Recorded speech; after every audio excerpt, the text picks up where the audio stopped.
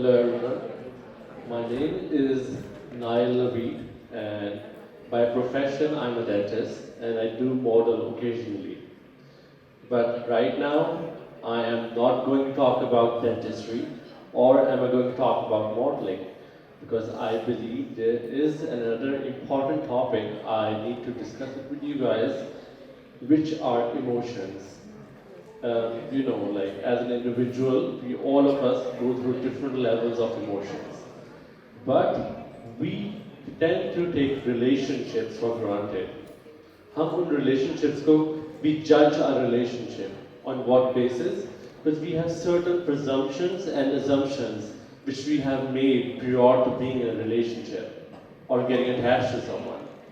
So, what are these? These are set up like the face card of a person. This defines the relationship, or the past trauma history you have had. This might define your relationship. Unfortunately, in our era, in our time, we are taking relationships for granted and we are working them as per our convenience, as per practicality. Lekin life doesn't work this way. We as humans, what we do is हमें उस्ताद बनने की आदत है. You know what an ustad is? Ustad in Urdu, ustad is teacher. In life, we tend to be teachers to everyone. Even if there's a house helper, if there's anyone walking away, we are not in that position जिसमें हम कुछ चीज़ perceive कर सकते हैं या फिर हम कोई चीज़ सीख सकते हैं. We are always we want to be the teachers, but we don't want to be the learners. Why is that so? In order to be a teacher, in order to teach something, you need to be in the learning phase. You need to know how does it feel to take a knowledge, to take an emotion. So my topic is pretty emotional for some people. For me it is. While I was writing this down, I had to take a few breaks because I would cry out initially. And this is a very important topic for me. So, my topic is about loss. Last year, I was sitting in one of the seats here. Usse pehle I was sneaking into FC because I would love FC, I would love the ground. I would sneak into FC, and then later on, I came here as an attendee, as a guest, and I saw the speeches and I really enjoyed it. On 28th April, I got a call from my sister, and she rings me up, and the first thing she says, my mom has an angina, and I have to go back to my hometown, and I have to visit her. So I texted my mom, what's happening? Is it a joke? And you know what she replied? She said, nothing so serious. And with this, she would send me dancing emojis of cats, which was very unusual thing, because on one part, my sister told me my mom had angina. Angina is something preventive of heart attack. Heart attack se pehle, you get an episode of angina. So she sent me this message, I sent my mom a text, and next day at 7 a.m. I'm at the hospital, and my mom is at the hospital bed, she was sleeping, and she wakes up, she says to me, Mera Shehzada. In Urdu it's Mera Shehzada, in English it's translated into my prince. The first thing she says to me is my prince. And I laughed at her, I said, Mama, what happened to you? And she says, Naeil, zindagi kya cheez hai? Zindagi ek uff hai. Wo uff nikli ya uff na nikli? I said, Mama, you are such a brave woman, you can do it, it's nothing. 5 hours down, she was gone, she has another heart attack. And what happened was, so I was standing there, and she had the second heart attack while me and my siblings were standing right at the door, and she was there. And I felt so helpless because I couldn't do anything. And I don't know, it's the thing about parents, they love you with all their love, and the only thing they don't teach you is how to live without them. So, yet you learn this with time. So my mom was at the hospital bed. The doctor had declared that she has another episode of angina and heart attack, MI, and the doctors were rushing and pushing me back because they needed to do some medical thing, which is CPR. I don't know if you guys know, CPR is cardiopulmonary resuscitation, which is done to revive a patient. Lekin we didn't allow the doctors to do it because it's very painful, it's very fragile. I couldn't see my mom in further pain. And you know what? It was just 3 feet distance from the bed, and I didn't have the courage to just walk into that room. It was April, it was cold, it was chilly somehow. And what happened was, okay, I was standing there, the doctors were like, okay, all the doctors were standing like this, and I could see the pulse reading at the monitor. It went down in like I remember the digits. They were 60s, 40s, 30s, and it was beep. It was so painful. But what happened was, okay, there were 50 seconds of my life. These 50 seconds of my life were very painful. I didn't know what to do. So what I did was I whispered Durse, Mama, don't worry, I let you go. I let you go because it is time for you to leave.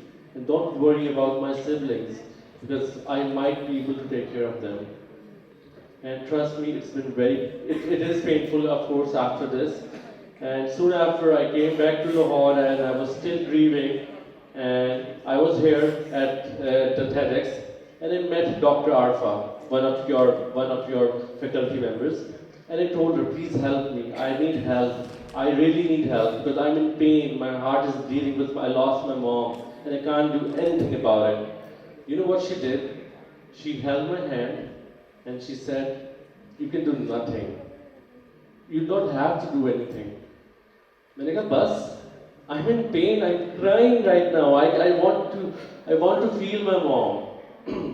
I want to smell her, I want to touch her, but I can't, and it's very painful. But she said, she just held my hand. Okay, now I waited. Okay, like other people who will heart chhod degi, because she didn't leave my hand. I don't know why. And I was so surprised that there are people in this world. And she just held my hand like this, and I was so surprised that there were people who were saying to me, Sabr aa jata hai, time heals everything. Time heals everything. But then I questioned them. Where is it? I need it right now. I need the healing right now. It's not happening to me. I'm suffering right now. It's not helping me. I'm seeking spiritual help. I'm seeking mental help, psychological help. It's not helping me in any way. So the most painful thing as a person you see is when you see someone leave you. It's a very painful thing. And as they leave, they don't have the idea, but there's a huge part of you that goes away with them as well. And there's a vacuum, there's a void. We as people, we tend to fill in. But the reality is, you cannot run away from pain. We tend to run away from pain because we are afraid of it. I kept running away from pain until I realized that I let it hit me.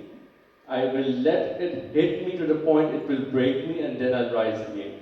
Because this was something I was doing. And unfortunately, in our society, we tend to label, especially men, but we label people around us, they are emotionally sensitive people. Let me break it to you. There are nothing such as emotionally sensitive people. They are emotionally strong. Because we tend to pass on our emotions. And which emotions we are passing on? We are passing the emotions of grief, depression, anxiety, short temperament, anger, the people around us. And these are the people you love. We are doing it unconsciously. Because you're not expressing the emotions. And the emotions which are not expressed, they are suppressed. And suppressed emotions, they are led on. You pass it on to the next person until it reaches to a single point, to a single person who is capable of absorbing these emotions, who is capable of expressing it. And then we label that person as emotionally weak. For a long time, I was one of those people who would label people as emotionally weak people. But then I realized that no, I'm doing it wrong. Because they are not emotionally weak, they are emotionally strong because they have the ability to express themselves.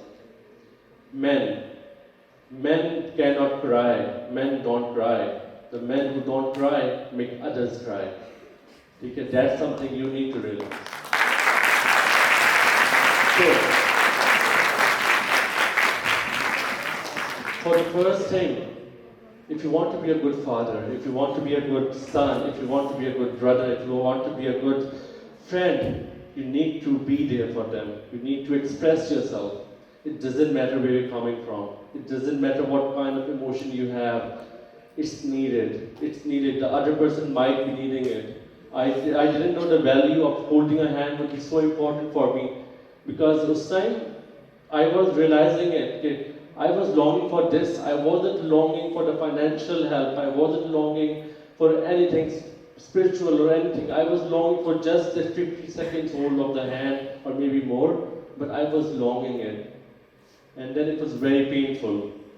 But we really need to realize that we need to express certain emotions, because this is where our role comes in.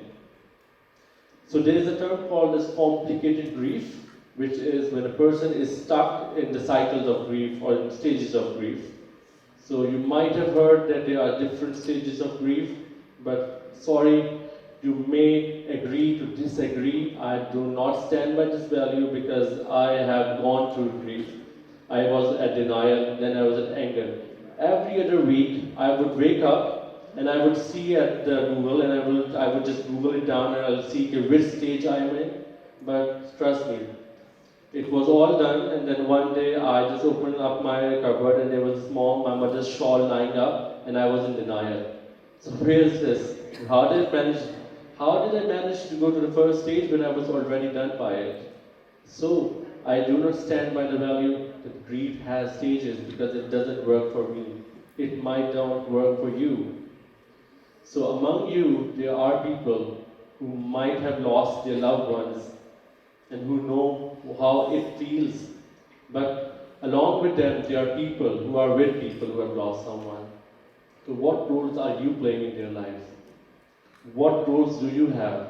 You know what? It takes a lot of patience to be with someone who's grieving, because it's very important to know that it comes to you as well. The negative energy might radiate to you as well. You have to hold him or herself, because it's very important for you and for the person who's grieving.